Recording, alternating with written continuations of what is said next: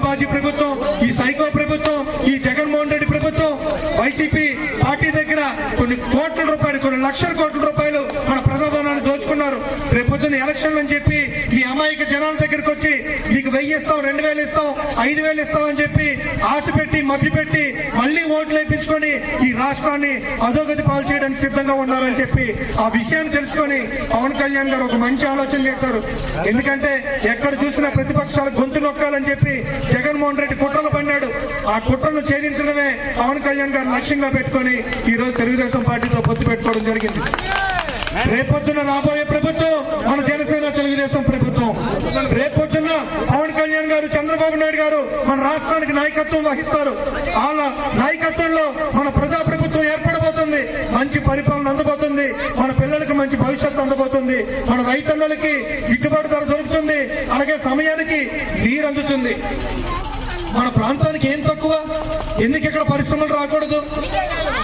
ఎందుకు? మనకేం లేదు. రైల్వే లైన్ ఉంది, మంచి రోడ్డు ఉంది, అలాగే 2 నదులు ఉన్నాయి, 2 ఇరిగేషన్ ప్రాజెక్టులు ఉన్నాయి.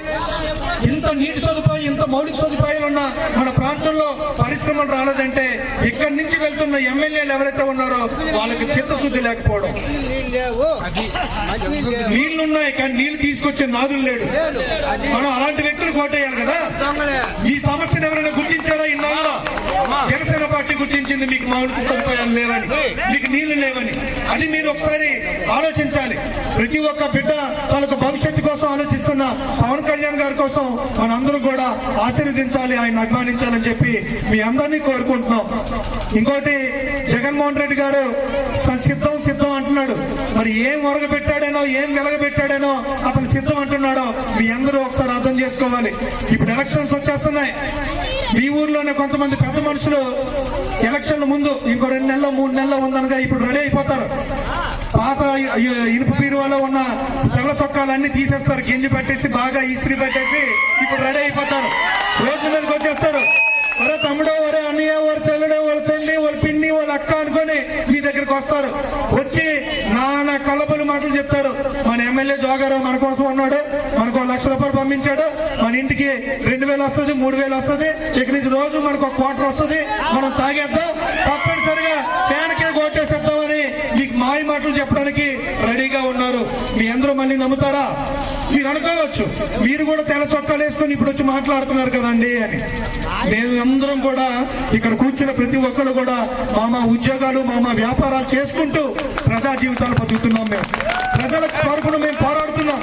షుగర్ ఫ్యాక్టరీ విషయంలో కానీ, అలాగే పార్వతీపురంలో జరుగుతున్న అన్యాయాలు, అక్రమాల గురించి కానీ, భూ దోపిడీల గురించి కానీ, చెరువు ఆక్రమణల గురించి కానీ ప్రతి ఒక్క అంశం మీద పోరాడిన ఏకైక పార్టీ జనసేన పార్టీ.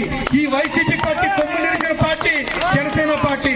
వైసీపీ ఎమ్మెల్యేకి ముఖ్యమంత్రులు పట్టించిన పార్టీ జనసేన పార్టీ. ఇది ఎవరైనా కాదనగలరా? మా ప్రస్థానాన్ని, మా ప్రయాణాన్ని చూసి చాలా మంది కుళ్ళు పడుతున్నారు. కానీ మాకు ప్రజల అండదండలు తప్పకుండా ఉంటాయని చెప్పి అదే చెప్తున్నాను. మరి ఇంకోసారి అవకాశం ఇస్తే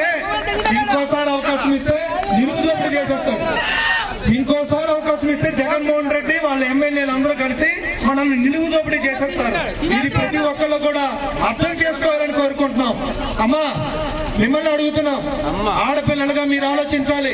ఎందుకంటే ఇంటికి దీపం ఇల్లాలు అంటారు.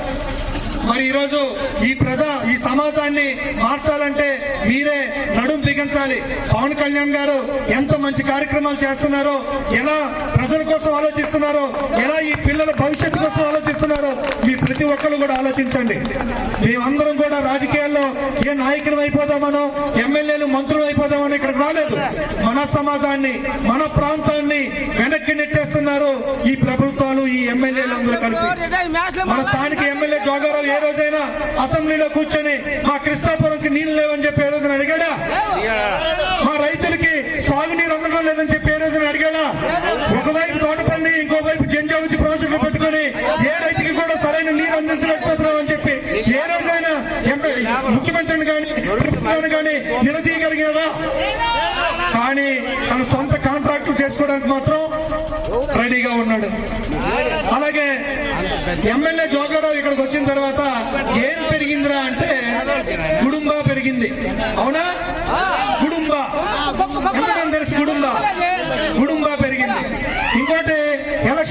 మిత్రులందరూ చెప్పారు, మా నాయకులందరూ కూడా ఎలక్షన్ ముందు సంపూర్ణ మద్యపాన నిషేధం చేస్తానని చెప్పాడు.